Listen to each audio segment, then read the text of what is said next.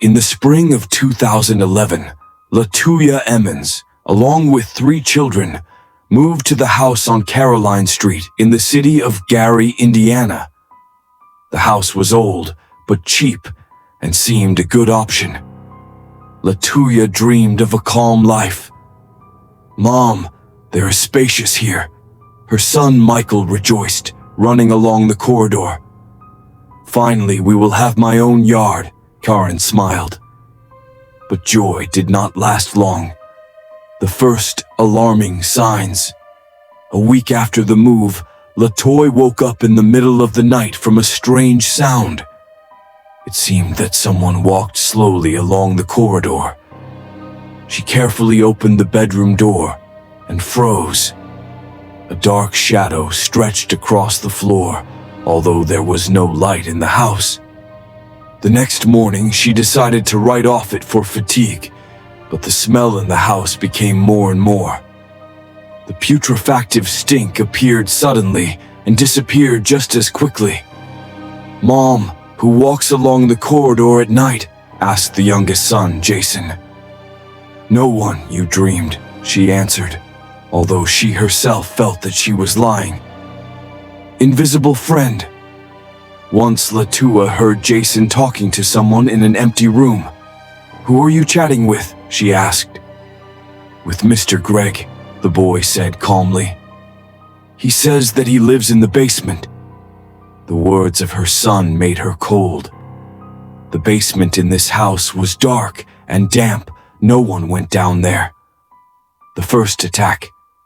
At night, Latoya woke up from a scream. Running into the children's room, she saw that in the arms of Karen, the red stripes, as if someone had squeezed her strongly. The girl was crying. "He was sitting on me. I could not breathe." Mother tried to reassure her, but she herself did not know what to do. Grandma's certificate. A few days later, the mother of Latoya, Rosa, came to the house. For the first night, she woke up from the rustle. In the living room, she saw a tall, dark figure standing against the wall. "In the name of the Lord, who is here?" the woman shouted. "The figure has disappeared." The next morning, Rosa said to her daughter, "In this house, something evil. You have to take away the children, police and doctors." The family called the police. The officers entered the house, but found only strange wet traces on the floor. One of them said, "Maybe rats. The house is old, everything creaks." But a week later, the officers themselves refused to come. One of them admitted, "I saw how the door to the basement slammed right in front of me. There was nobody there." The situation was aggravated when the children were in the hospital. In front of the doctors, they began to growl, speak with other people's voices. One of the boys lost consciousness and then sharply opened his eyes and went along the wall backwards. The nurse screamed, "This is impossible!" The event fell into the reports of the hospital. Basement. After that, researchers of paranormal came to the house. In the basement, under a layer of earth, they found strange objects, female stockings, nails, buttons. Everything looked like a rite was held here. On the same evening, the doors of the house began to clap. Oily spots appeared on the walls, and children's crying rang out in the air.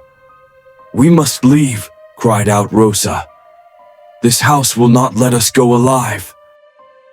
Latoya nevertheless decided to fight. She turned to the priest, Father Maggins. He entered the house, crossed himself, and said, "Not ghosts here. Here is darkness." He agreed to conduct an exile. When the priest began to read prayers, he immediately got colder in the house. The children screamed, rolled on the floor. Long scratches appeared on Jason's skin, as if from claws. "Get out of here!" roared someone else's voice from the mouth of the boy. Father Maggins continued to pray, despite the trembling. After an hour of screams, everything died down. But the priest said, "This is only the first battle." He spent 3 more rites, 2 in the church, 1 again in the house. Despite the rites, the phenomena did not stop. The neighbors claimed that at night they saw a black shadow in the windows. One policeman took a photo on the phone. A woman with empty eyes was clearly visible in the picture, although there was nobody in the house. Journalists learned about the story, and the newspapers appeared an article about the house with demons. The house has become sadly famous. In the end, the family moved. The house was empty for several years. The new owner stayed there for less than a month and fled, claiming that at night someone was breathing in his ear. In 2016, the house was demolished. In his place is now a wasteland. Locals bypass him. It's better not to build anything there, the old-timers say. The history of the Emmons family was included in the reports of the police, social services, and hospitals. This is a rare case when several independent witnesses at once, doctors, officers, priests, confirmed what was happening. Even skeptics admit it is rationally impossible to explain everything that happened. And to this day, the inhabitants of Gary Shepatot call that section a portal to hell.